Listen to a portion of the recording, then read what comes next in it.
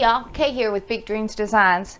I have a stack of cotton cloth baby diapers that I want to make some burp cloths out of. And I've already washed and dried these so they've shrunk to the size they're going to stay, because these shrink pretty bad.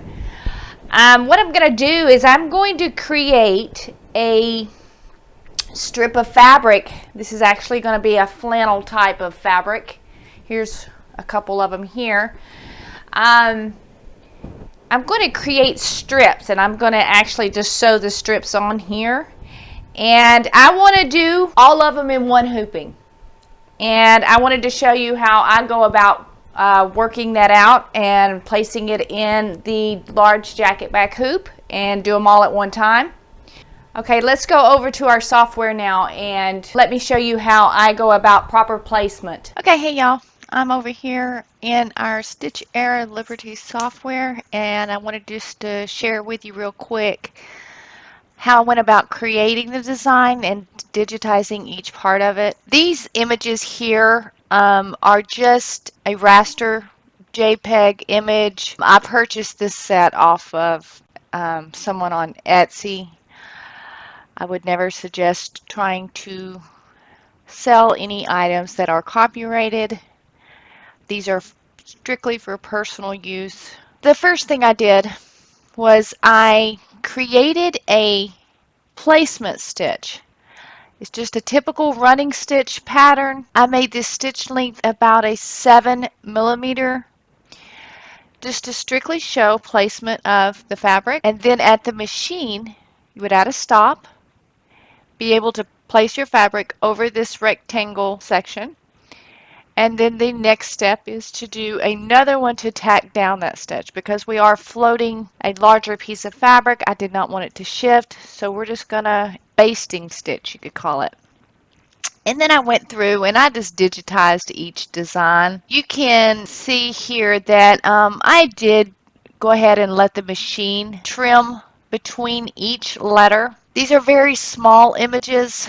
I just didn't want to have to do a whole lot of manual trimming after I was done. It's totally your preference. You are taking a risk when you have such a small area and this many trims of the thread not catching the bobbin or other, issues. But for the most part, as I stitched these out, there was very few of those issues. This right here, these are all just digitized. I manually digitized most of this area here. This right here is a fill stitch. I did do on the silhouette figures there, I did do a density of 5.25. I did, as far as underlay goes, I did a soft underlay, and it stitched out very well. After that final part, I did the same thing on the bottom. I did rotate these so I could have the bulk of the fabric hanging off the front and not the back. And again, we did a placement stitch, laid down the fabric, tack down stitch to hold the fabric, and stitching out each design. Next, we will show you how to prepare for hooping and stitching of the design. Okay, we're getting ready to stitch this out, and I have our large jacket back hoop, and I have hooped a piece of tearaway stabilizer. Now what we're going to do, as you saw in the software, we're going to have a placement stitch. We're going to lay down a layer of, I want to use a layer of poly mesh stabilizer, a cutaway stabilizer, just to stabilize the fabric a little more in that area. And then we will place our fabric down, and we will do our first section. It will stop again, it will stop, and we will repeat for the bottom half of the designs. All right, let's stitch it out.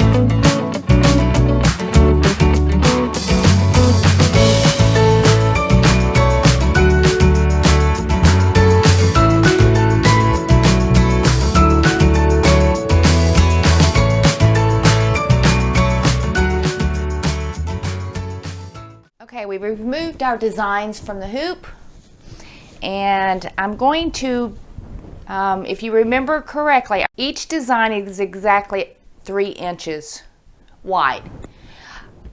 Our area that we're going to put this on, we need the fabric to be, this is 3 3/4 inch, plus our 1/4 inch on each side seam allowance. So I'm going to trim each of these.